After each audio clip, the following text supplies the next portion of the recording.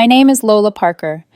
I'm 28 years old, and at the time, I was working as a software developer in a mid-sized city. Life wasn't glamorous, but it was steady. A good career, stable income, and a future I thought I was building with someone I trusted. But all of that shattered at a single family dinner. It was supposed to be a celebration.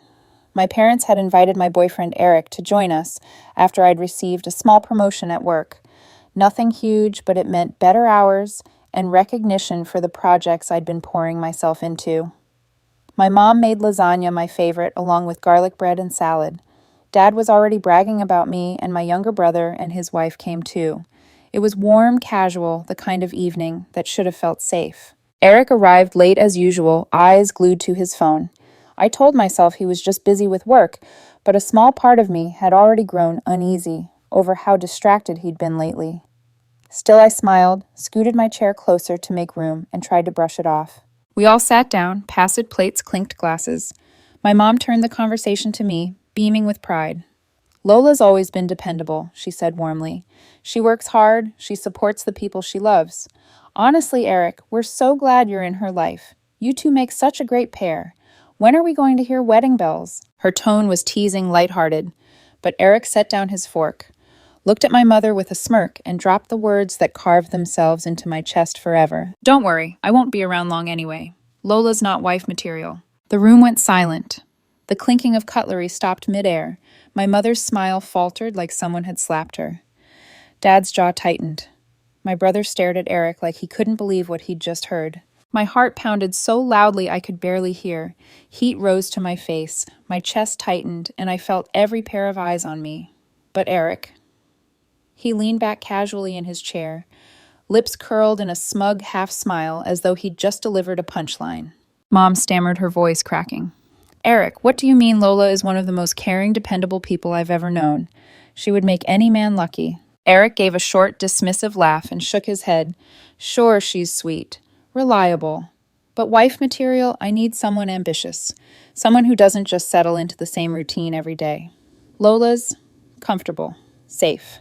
That's not what I want anymore. Then he twisted the knife. There's someone else, Sophie, from work. She gets me in a way Lola never did. She's driven, exciting, spontaneous. She matches my energy. The air went out of the room. My mother's eyes filled with tears. My dad's hand gripped his napkin so tightly I thought it might tear. My brother muttered, "What the hell is wrong with you?" under his breath. I sat frozen. Betrayal burned through me, humiliation heavy in my throat. I had poured 3 years of my life into Eric, supporting him when he struggled, sacrificing opportunities to stay by his side, and he was discarding me in front of my entire family, like I was nothing more than an afterthought. But I didn't scream. I didn't argue. I didn't beg. Instead, I set my fork down, gently wiped my mouth with my napkin, and said quietly but firmly, "Okay, that's it. Just okay." The silence that followed was deafening. Eric blinked as if he'd expected me to break down or lash out.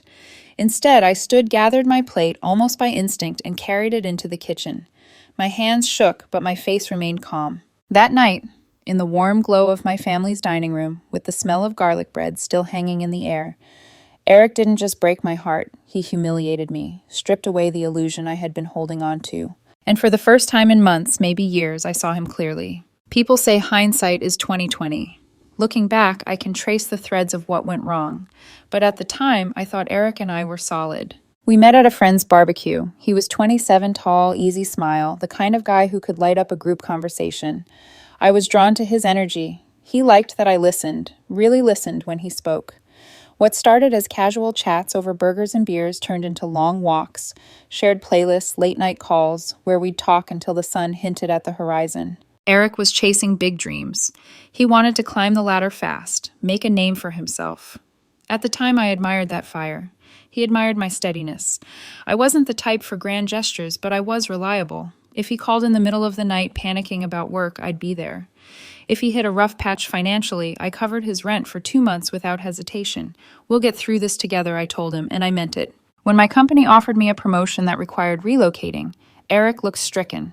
I can't move right now, he said. I need to stay here for networking. For Sophie, she's connecting me to potential clients.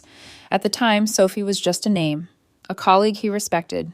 I didn't think twice. I turned down the offer, told myself another opportunity would come.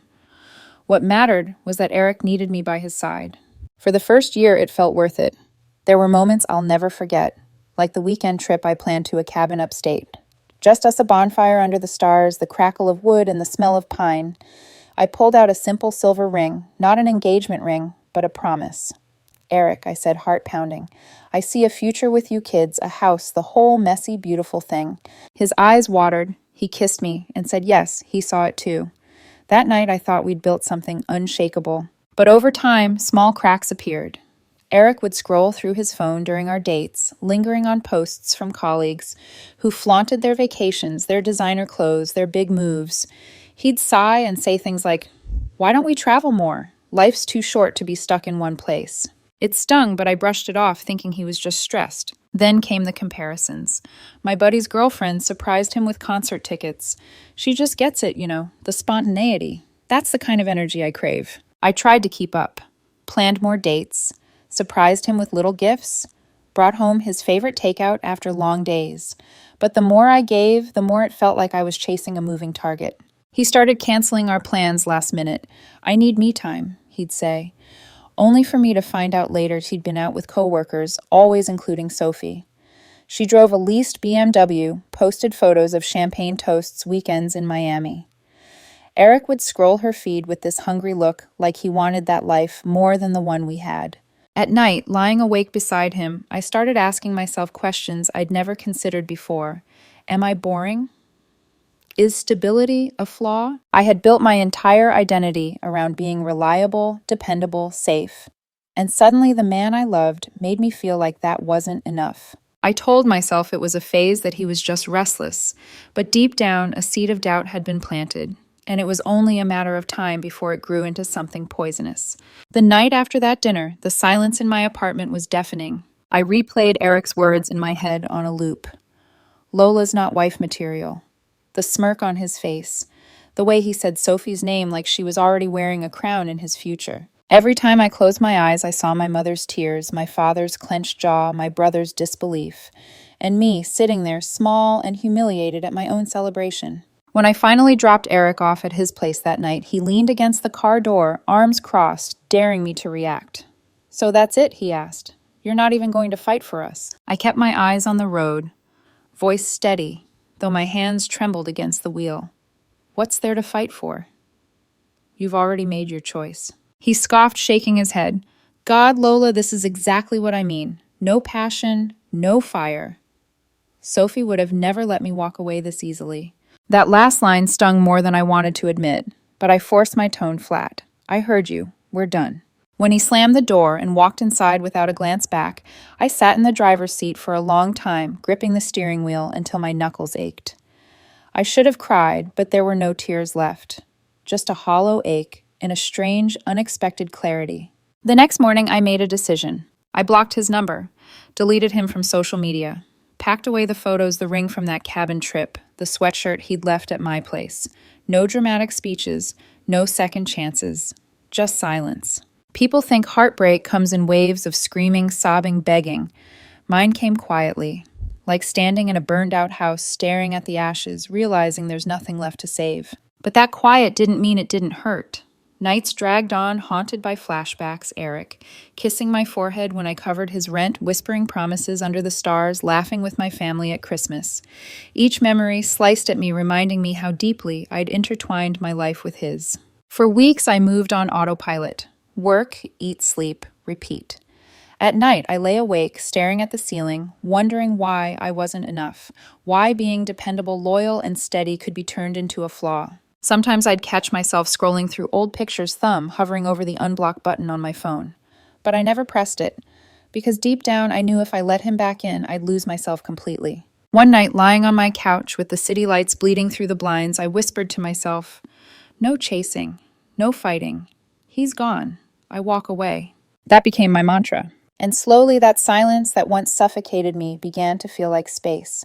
Space to breathe, space to rebuild. Little did I know, while I was learning to live without him, Eric's new better life with Sophie was already starting to crack. The weeks after Eric were the hardest, but also the most important. At first, the silence of my apartment was unbearable. No late-night calls, no text notifications, no messy shoes kicked off at my door. Just me, the hum of the refrigerator, and my own thoughts echoing louder than I wanted. So I started filling the silence. I signed up for a gym membership, something I'd been too busy for during the relationship. The first few weeks were brutal. I was out of shape, lungs, burning muscles, aching. But every time I ran another half mile or lifted just a little heavier, it felt like I was shedding another layer of him. I joined a local hiking group too, the same one I'd once skipped because Eric thought weekends should be couple time. At first I felt out of place, strangers with their inside jokes, their gear, their confidence. But slowly I found myself laughing with them, swapping stories, building new memories that had nothing to do with him. Therapy helped as well. My therapist sat across from me, calm, steady, asking questions I'd avoided. Why did you ignore the red flags? What made you believe sacrifice was the same as love? For the first time, I admitted things out loud, how I'd turned down opportunities for him, how I'd swallowed my discomfort whenever he praised Sophie, how I convinced myself reliability was enough to make someone stay. Healing wasn't glamorous. Some nights, I still cried. Some mornings, I still woke up with that ache in my chest. But there was progress, slow, steady, like learning to walk again after an injury. Meanwhile, whispers about Eric trickled in through mutual friends. I didn't go looking. I had him blocked everywhere. But word has a way of traveling. At first, they looked perfect together, one friend told me over coffee. Trips, fancy dinners, the whole Instagram show. But cracks soon appeared. Sophie wasn't the dream he thought. She nitpicked his posts, told him what to wear, controlled his schedule. Friends mentioned fights, her voice sharp in restaurants, his eyes hollow at gatherings. Then came the rumors of her cheating.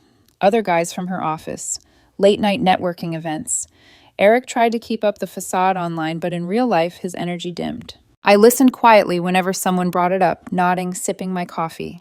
I didn't gloat. I didn't feed the gossip. But deep inside, I couldn't ignore the quiet satisfaction that came with knowing the house of cards he'd built was starting to collapse. He called me safe, boring, not wife material, but the chaos he'd chosen instead was already tearing him apart. And while his world was unraveling, mine slowly, painfully, stubbornly was starting to rebuild itself. 4 months after the dinner, I was sitting in my favorite cafe laptop open, halfway through debugging a piece of code when an old friend slid into the seat across from me. "You're not going to believe this," she whispered, eyes wide. "Eric's life is a mess." I froze for a moment, then forced a neutral smile. I'm not really keeping track. She leaned in anyway. Well, it's hard not to hear about it.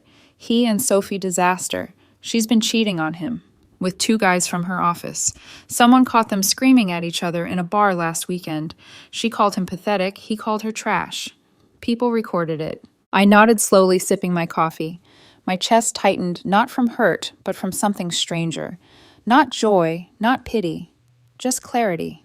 The man who once humiliated me in front of my family was now being humiliated in public by the very person he thought was his upgrade. The stories only grew worse. Sophie posted shady captions on social media implying Eric was controlling.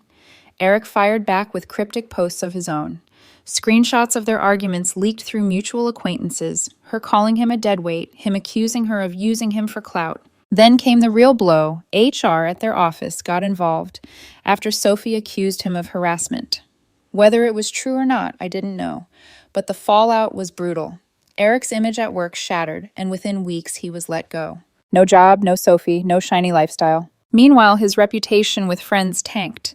People who once envied his new life now rolled their eyes when his name came up. He's drama, someone said at a hiking meetup. Always was. I didn't ask for updates, but they found me anyway. And then one evening, my phone rang with a number I recognized instantly, his mother's. I almost didn't answer. Curiosity won. "Lola," she said, her voice trembling. "We need to talk about Eric." I stayed quiet, waiting. "He's not doing well. Sophie ruined him. He's broke drinking too much, and he misses you. He keeps saying he made a mistake. We know he treated you terribly, and I'm so sorry. We should have seen how good you were for him." Her words cracked something inside me.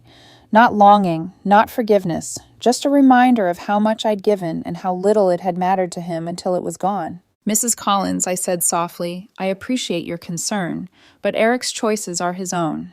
There was silence on the line, then a sigh. "I understand. I wish he'd realized sooner." When I hung up, I stared at my phone for a long time. Once I would have bent over backward for Eric, for his comfort, his future, his family. Now I felt nothing but distance. His downfall wasn't my victory. It was just justice. And as his world collapsed, mine continued to grow sturdier, steadier, more my own. By the 7th month, Eric had gone from silent to relentless. It started with a text from an unknown number, Lola. It's me. Can we talk? I miss our chats. I deleted it. The next day, another I know I hurt you. Sophie was a mistake. Please just coffee. I ignored it again. Then came the calls. Voicemails that started tearful evolved into manipulative and sometimes turned bitter. Lola, you were the only one who ever understood me. I threw that away and I hate myself for it. The next day, you can't just pretend what we had wasn't real. Stop being so cold. And another God, you're pathetic. No wonder Sophie thought I deserved better. The whiplash was exhausting, but I never once responded. Until one evening at the gym. I was halfway through a set of squats when I saw him. Standing near the entrance, thinner than before, dark circles under his eyes, clutching a water bottle like a lifeline. Lola, he called softly, approaching. I set the bar back on the rack, wiped sweat from my face, and forced my voice even. What do you want? He looked at me, eyes pleading. 5 minutes, please, just 5. Against my better judgment, I let him speak. I was scared, he said, words tumbling out. You were so safe, so steady, it felt like a trap. Sophie, she was chaos. I thought that was excitement, but she destroyed me. You were home. I see that now. Let's start over. I stared at him, remembering every sacrifice, every moment he made me feel like I wasn't enough. And then I remembered my mother's tears at that dinner. You said I wasn't wife material, I said quietly, in front of my family. His face flushed. That was stupid. I was trying to push you away because I was scared. Look at me now, alone, broke. Everyone's turned against me. You win, Lola. Just come back. That word win was like poison, as if this were some game and my worth was proven only by his downfall. I shook my head, grabbed my gym bag, and walked away. His voice cracked behind me. You're heartless. You think you're better than me. But I didn't turn back. The messages kept coming. His best friend ambushed me at a cafe. Lola. He cries every night. Give him another chance. His mother called again, guilt dripping from her voice. Don't throw away 3 years over one mistake. He needs you. But I was done being cast as his safety net. The more desperate he became, the clearer I saw he didn't want me. He wanted the stability I gave him. The stability he once called boring. And I would never let him take it from me again. 10 months after that dinner, I almost didn't go to the wedding. It was for an old mutual friend, and I worried Eric might be there. The thought of another scene, another round of humiliation, made me hesitate. But something inside me whispered, you've earned the right to show up for yourself. So I went. The venue was a garden strung with lights, laughter bubbling in the air. I wore a navy dress, simple but elegant, and beside me was Daniel, my new boyfriend. A graphic designer, grounded funny, in a quiet way, ambitious, without being flashy. He held my hand gently but firmly, as though he knew exactly what this night might bring. And of course he was there. I spotted Eric across the courtyard, slouched in a chair, suit rumpled eyes, darting nervously around the room. He looked smaller than I remembered, shrunken, like someone had deflated all that arrogance he once carried. He noticed me almost immediately. His gaze locked onto Daniel's hand around mine, then back to my face, and before I could turn away, he was standing in front of me. Lola, he said, voice low, urgent. You look amazing. His eyes flicked to Daniel. Can we talk privately? Daniel gave my hand a squeeze, offering silent strength. I didn't move. This isn't the time, I said firmly. Eric ignored that, leaning closer. I realize now you were the one. Sophie destroyed me, but it woke me up. I want us back. Please. His words tumbled out, desperate, heavy with need. For a moment I saw him as he was not a villain, not even a partner, just a man clinging to the last thing he thought could save him. But I wasn't his lifeline anymore. I shook my head. Eric, that chapter's closed. I've built something real, my career, my peace, my life. And Daniel is part of that now. You're not. His face twisted, half grief, half anger. So that's it. You replaced me already, after everything we had. I met his eyes, calm, steady. You replaced yourself the night you humiliated me in front of my family. I just finally believed you. Gasps and whispers rose around us. I didn't care. I turned Daniel's hand warm in mine and walked away. Behind me I heard nothing. No footsteps, no pleading. Just silence. Later that night, under the string lights, Daniel spun me into laughter on the dance floor. Friends cheered, music swelled, and for the first time in years, I felt light, free. Eric slipped out early, humiliated. No one rushed after him. And me, I didn't look back. Because for once, my story wasn't about being dependable for someone else, it was about being strong for myself. If you're watching this, Eric, thank you for leaving. Because in losing you, I found me.